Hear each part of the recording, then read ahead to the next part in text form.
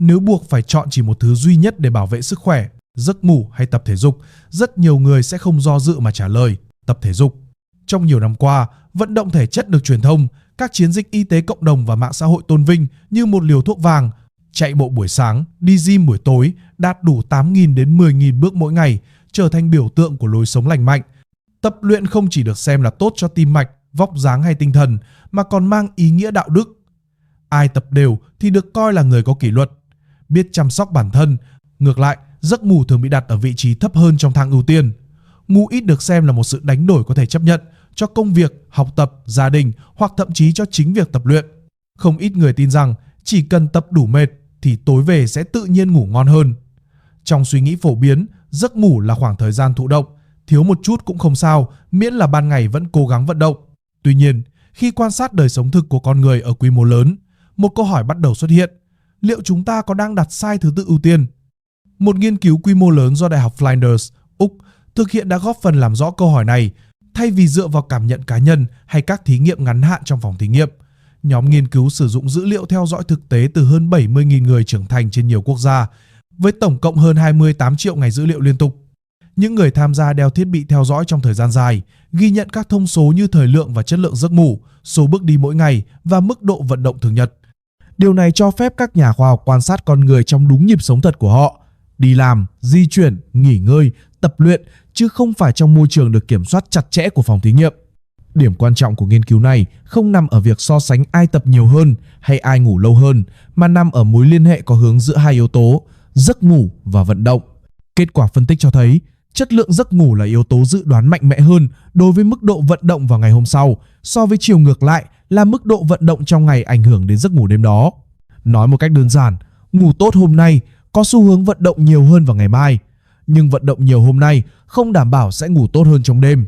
Điều đáng chú ý là xu hướng này xuất hiện nhất quán trên hàng chục triệu ngày dữ liệu, chứ không phải là hiện tượng rời rạc ở một nhóm nhỏ. Trong nhiều năm, chúng ta quen với một logic tưởng như hiển nhiên. Muốn có năng lượng thì phải vận động trước, rồi giấc ngủ tốt sẽ đến sau như một phần thưởng. Tuy nhiên, dữ liệu đời sống thực cho thấy trình tự này không phải lúc nào cũng đúng. Thay vì vận động tạo ra năng lượng để ngủ, có vẻ như giấc ngủ mới là nền tảng sinh lý giúp con người có đủ năng lượng và động lực để vận động. Điều này không mang tính cảm tính hay triết lý sống, mà phản ánh cách cơ thể con người thực sự hoạt động. Khi một người ngủ kém, hệ thần kinh, nội tiết và chuyển hóa đều bị ảnh hưởng. Hệ quả là vào ngày hôm sau, họ không chỉ cảm thấy mệt mỏi, mà còn tự nhiên giảm xu hướng vận động, ngay cả khi về mặt lý trí, họ biết rằng tập thể dục là có lợi. Đáng lưu ý, hiện tượng này không liên quan đến ý chí hay kỷ luật cá nhân. Dữ liệu cho thấy những người ngủ kém vẫn có ý định vận động, nhưng cơ thể họ đơn giản là không còn ở trạng thái sinh lý thuận lợi để thực hiện điều đó. Một con số trong nghiên cứu khiến nhiều người phải suy nghĩ. Trong hơn 70.000 người tham gia, chưa đến 13% đạt được, đồng thời hai khuyến nghị cơ bản: ngủ từ 7 đến 9 giờ mỗi đêm và đi ít nhất 8.000 bước mỗi ngày. Điều này có nghĩa là phần lớn dân số hiện đại đang thiếu ít nhất một trong hai trụ cột quan trọng của sức khỏe. Không ít người thậm chí thiếu cả hai, ngủ không đủ và vận động không đều. Khi thời gian trở nên eo hẹp, nhiều người buộc phải hy sinh một trong hai, và trong thực tế, giấc ngủ thường là yếu tố bị cắt giảm đầu tiên. Tuy nhiên, dữ liệu cho thấy lựa chọn này có thể phản tác dụng.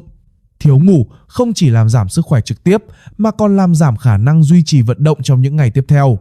Vì sao thiếu ngủ lại khiến con người ít vận động hơn? Để hiểu điều này, cần nhìn vào những gì thực sự diễn ra trong cơ thể khi chúng ta ngủ.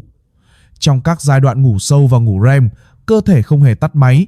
Ngược lại, đây là thời điểm diễn ra hàng loạt quá trình phục hồi thiết yếu. Các mô cơ được sửa chữa và tái tạo, hệ miễn dịch được điều hòa, hormone căng thẳng như cortisol được cân bằng. Các hệ thống dẫn truyền thần kinh liên quan đến động lực, cảm xúc và khả năng ra quyết định, đặc biệt là dopamine, được tái thiết lập. Nhiều tổng hợp nghiên cứu được công bố trên PubMed cho thấy thiếu ngủ kéo dài liên quan đến rối loạn hormone đói và no, tăng cảm giác mệt mỏi và nặng nề về thể chất, giảm khả năng ra quyết định, suy giảm động lực hành vi. Vì vậy, khi một người thiếu ngủ, việc họ cảm thấy không còn sức để tập không phải là do lười biếng. Đó là hệ quả sinh lý học có thể đo lường được. Một chi tiết trong nghiên cứu của Đại học Flinders thu hút nhiều sự chú ý là quan sát rằng mức độ vận động cao nhất vào ngày hôm sau thường xuất hiện ở nhóm ngủ khoảng 6 đến 7 giờ, với điều kiện chất lượng giấc ngủ tốt. Chi tiết này dễ gây hiểu nhầm nếu tách khỏi bối cảnh khoa học. Điều quan trọng cần nhấn mạnh là đây không phải là khuyến nghị về thời lượng ngủ tối ưu cho sức khỏe lâu dài. Các tổ chức y tế uy tín như CDC vẫn khuyến nghị người trưởng thành nên ngủ 7 đến 9 giờ mỗi đêm để giảm nguy cơ bệnh tim mạch, rối loạn chuyển hóa và suy giảm nhận thức theo thời gian. Phát hiện 6 đến 7 giờ chỉ phản ánh rằng trong đời sống thực, chất lượng giấc ngủ có thể đóng vai trò rất lớn đối với năng lượng ngắn hạn. Một giấc ngủ ngắn hơn nhưng sâu, ổn định và ít gián đoạn có thể giúp con người vận động tốt hơn vào ngày hôm sau so với một giấc ngủ dài nhưng chập chờn và kém chất lượng. Tuy nhiên, điều này không nên được dùng để biện minh cho việc thiếu ngủ kéo dài, bởi tác hại lâu dài của thiếu ngủ mãn tính đã được ghi nhận rất rõ trong y văn. Tuy nhiên, nghiên cứu không hề phủ nhận vai trò của việc tập thể dục. Một điểm quan trọng cần làm rõ là nghiên cứu này không hề phủ nhận lợi ích của tập thể dục. Hàng nghìn nghiên cứu trước đó đã chứng minh rằng vận động thể chất thường xuyên mang lại lợi ích to lớn cho tim mạch, chuyển hóa, sức khỏe tinh thần và chức năng não bộ. Nhiều nghiên cứu can thiệp cũng cho thấy tập thể dục, đặc biệt ở cường độ vừa đến mạnh, có thể giúp dễ đi vào giấc ngủ hơn, tăng thời gian ngủ sâu, cải thiện chất lượng giấc ngủ tổng thể. Điều mà dữ liệu lớn từ nghiên cứu này làm rõ không phải là tập không tốt, mà là mức độ và tính ổn định của tác động. So với tác động của giấc ngủ lên khả năng vận động, tác động của vận động lên giấc ngủ có xu hướng kém nhất quán hơn giữa các cá nhân. Nói cách khác, trong mối quan hệ hai chiều giữa ngủ và tập, giấc ngủ dường như đóng vai trò nền tảng sinh lý vững chắc hơn. Thay vì đặt giấc ngủ và tập thể dục vào thế đối đầu, nghiên cứu gợi ý một cách nhìn cân bằng hơn. Hai yếu tố này không cạnh tranh mà hỗ trợ lẫn nhau trong một vòng tuần hoàn tích cực. Ngủ đủ và ngủ chất lượng giúp con người có nhiều năng lượng hơn, động lực vận động tự nhiên hơn, khả năng duy trì thói quen tập luyện bền vững hơn. Ngược lại, khi vận động được xây dựng trên nền tảng giấc ngủ đầy đủ, nó có thể góp phần cải thiện giấc ngủ theo thời gian, tạo ra một chu trình có lợi cho sức khỏe tổng thể. Điều quan trọng nhất từ nghiên cứu này không phải là lời kêu gọi chọn ngủ hay tập, mà là lời nhắc nhở về thứ tự ưu tiên. Trong một thế giới bận rộn, nơi con người thường cố gắng ép mình sống lành mạnh hơn, dữ liệu đời sống thực cho thấy một điều rất giản dị.